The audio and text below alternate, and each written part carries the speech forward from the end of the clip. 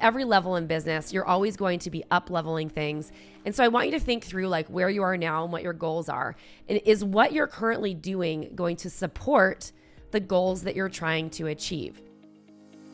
Welcome to Thrive by Design, the podcast for ambitious, independent jewelry brands looking to profit from their products. Get ready to make more and sell more doing what you love without spending every single waking minute doing it. Hey, and if you're a creative, fashion, or product-based business, I want to welcome you to the show. I'll be dropping big tips on launching, growing, and scaling your business so you can spend more of your precious time using your creativity to make money. You ready? All right, let's do this. Welcome to the Thrive by Design podcast, episode 372. Hey there, it's Tracy Matthews, Chief Visionary Officer over at Flourish and Thrive Academy, and I am the host of the show today. I am so excited to walk you through one of my favorite things to talk about, the mindset and steps to growing a seven-figure jewelry business. Now, before I dive in, we just wrapped up some amazing masterclasses, and we are releasing a brand new updated version of our momentum program for the end of the year through the new year. And I'm super excited about it because we are launching a brand new accelerator called Traffic on Fire inside the momentum program. We restructured momentum so that it's focused on accelerator style learning. So I would love to invite you to apply for the program right now. We are in open enrollment. The new accelerators officially start in January 2023, but we realized that a lot of you could use a little bit of extra support through the holidays. So we're going to be giving anyone who applies and joins the program now free access for 2 months for the end of the year. So we'll discuss a little bit more about that if you are accepted to the program and you decide to join. So if you want to learn more about it, the Traffic on Fire Accelerator is designed all around organic and paid advertising. I know a lot of people have questions about how do I run paid advertising for my business if I can't hire an agency? What are the best platforms to run ads on? Most people are focusing on Facebook. That's not really the best place to do it. And we're going to take the mystery out of when, where, who, what, why, all the things, website traffic, and also get you dialed in so hard that you have like a consistent content strategy so that your organic traffic and your own marketing strategies are actually doing the work for you. So you're stopping that kind of passive strategy with your marketing, I guess is the best way to put it. Anyway, we've been running momentum for the last 4 years. It's been awesome. We've helped several brands grow from less than $100,000 a year to multiple 6 figures and even 7 figures. So if you're someone who is ambitious, you already got consistent sales in your business and you're ready to just take it to the next level, let's get you some traffic on fire and get this going for you. So super simple to apply. You just fill out a quick application, head on over to flourishthriveacademy.com/momentum. It's free to apply. We'll give you all the information about the program when we're talking to you on the call. And also, I just want to also mention that I know a lot of people are like, I don't want to join a program for a year. Well, you don't have to anymore. We are actually allowing people into the program by accelerator. So you can join for just one accelerator, or you can join for a discounted rate for the entire year and take all of the accelerators, which is pretty awesome. So you can head on over to flourishthriveacademy.com/momentum and fill out your application right now. I'm so excited for you. Let's crush it and grow to multiple 6 or 7 figures in 2023 and beyond, and capture some extra sales this holiday season. All right, so today I wanted to talk about the 3 steps to grow your jewelry business to 7 figures this year. Now, maybe it won't be this year if you're not close to 7 figures yet, because that's a little bit unrealistic, but you get my drift, right? So growing a 7-figure business, I've always heard this, like the difference between going from 0 to 100,000 is different than the difference between going from 100 to 300,000. And then the difference from going from 300,000 to $1 million is they're all like different jumps. So like what I would say about that is that what got you to one of those markers is going to be different to take you to that next level in business. I know that this is true for myself. And as we've been growing as a 7-figure company, that it's the same thing going from 1 to 3 million takes a whole different set of skills and a different business foundation. And so at every level in business, you're always going to be up-leveling things. And so I want you to think through like where you are now and what your goals are. And is what you're currently doing going to support the goals that you're trying to achieve? And I apologize again for my raspy voice, or for the first time maybe. I have a little bit of a cold as I'm recording this, but we're going to go for it anyway. So the first step to growing a 7-figure business is all about your mindset. And the reason why I always throw mindset into things like these is because you have to start thinking about yourself and the way you operate your business differently. What got you to where you are right now is not going to get you to the next place. We were doing consulting for a diamond company a couple of months ago, or earlier this year. And it was really interesting. I was having a conversation. I knew this guy for a long time. And I'm like, we can totally help you, but it's going to require you to change your mindset about how you're approaching things. And what I will say about this company is they did not want to change anything. They basically just wanted magic to happen. They wanted to stay the same. They didn't want to change their messaging. They didn't want to change the way they were marketing. They didn't want to show up differently. And guess what? I don't think anything changed in their business. So you need to deal with your mindset and understand that if you really have this goal, your approach to business needs to change too. The way you show up in your business needs to change. The way you market is going to change. Your belief systems have to be dealt with. You have to always be leaning into this, because if you deal with your mindset, stop trying to think that you're going to be some overnight success because something random happens, like a Kardashian wears your jewelry. It just doesn't happen anymore. And quite frankly, most of the people I know who say that they're overnight successes actually have been working at something for a very long time, sometimes 10 years or more. And then most importantly, I want you to always be thinking through and learning the new stuff, because these are the things that are going to help you up level as a business owner.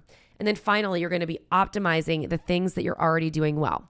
So in your business, if you already have some substantial growth and you're hovering around 6 figures or even multiple 6 figures and you want to get to 7 figures, or you're thinking about someday you want to build that, you will learn through a process of exploration and implementation that some of the things you do work really well and some of them don't. For instance, as for the last year or so, we've been last couple of years, I should say, retiring a bunch of our programs and offers that didn't work, retiring a bunch of old lead magnets, cleaning up our systems, cleaning up all the things that we're doing, because some of them were just inefficient. They didn't convert very well. But if you just keep putting them out there, it's like a waste of energy because it's more things that you need to work on. There's a book called The One Thing, and right in this moment, I don't have it in front of me and I can't remember the author. But the one thing they talk about this is like, focus on that one thing that you do really well, lean into that. And then as you get really good at that, bring in one more thing. Do the thing that you do well and continue to optimize that. Now, step number 2 might seem obvious, but people don't think about this, is that you need to get enough traffic to get the sales that you need. So traffic to your offers might look like, if you're selling wholesale or at in-person shows, it might be getting the customers to your booth. If you're someone who's selling on your website, it might be getting the physical online traffic to your website. It might be optimizing your conversion metrics or the way you're converting customers on your website. It might be putting money into advertising to get that traffic there and optimizing your sales funnel so that you're like checking all the data points and data entry points at every single step so that you're continuing to grow. It might be optimizing and understanding what your customer lifetime value is so that you know, like, how long is it going to take me to make a sale from this customer? And how long will it take for me to be profitable if I am running paid advertising or spending a lot of energy or time, because time is money, right? Marketing in a way, like, how am I going to pay that time off? And so you need to put your focused attention on the things that are going to scale.